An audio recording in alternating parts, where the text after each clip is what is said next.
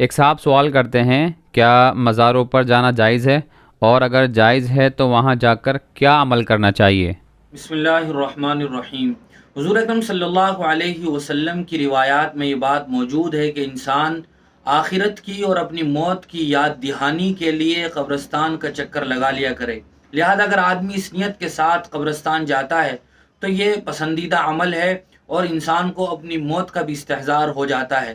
ہندوستان میں بلکہ دنیا بھر میں بہت سارے اللہ کے ولی ایسے گزرے ہیں جن کی قبروں پر اور جن کے مزاروں پر جانے والوں کا تانتا لگا رہتا ہے، اور لوگ بہت ہی ادب اور اکرام کے ساتھ ان کی قبروں پر جاتے ہیں، فاتحہ پڑھتے ہیں، ان کے لیے ایصال ثواب کرتے ہیں اور اپنی موت بھی یاد کرتے ہیں۔ یہ بہت ہی اچھا عمل ہے، لیکن زمانے کے گزرنے کے ساتھ ساتھ بہت سارے لوگوں نے مزاروں پر کچھ اس طرح کی رسم و رواج اور بدعات و خرافات شروع کر دی ہیں کہ جو شریعت میں نہ صرف یہ کہ ناجائز ہے بلکہ گناہ کبیرہ ہے، اور بہت سی مرتبہ شرک تک بات پہنچ جاتی ہے اور آدمی اسلام سے بھی خارج ہو جاتا ہے۔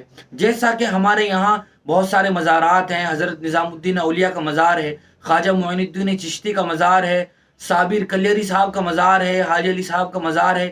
یہ سارے وہ مزار ہیں جو مشہور ہیں، لوگ کثرت کے ساتھ وہاں جاتے ہیں، لوگ منتیں مانتے ہیں، سجدے کرتے ہیں، چادر چڑھاتے ہیں، پھول ڈالتے ہیں۔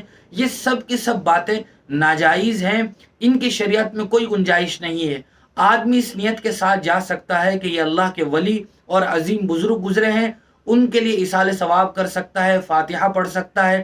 فاتحہ میں وہ اول اور آخر درود شریف پڑھے اور درمیان میں 3 مرتبہ سورہ اخلاص قل هو اللہ احد اللہ الصمد لم یلد ولم یولد ولم یکن له کفوا احد پڑھ کر ایصال ثواب کر دے۔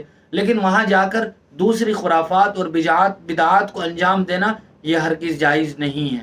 بہت بہت شکریہ مفتی صاحب آپ کا۔ اسی طرح کی شرعی مسائل، حمدنا تفسیرات اور اسی طرح کے سوال و جواب کے لیے آپ ہمارے دار ارقم یوٹیوب چینل کو سبسکرائب کریں، لائک کریں اور اس کو صدقہ جاریہ کی نیت سے شیئر بھی کریں۔ جزاک اللہ۔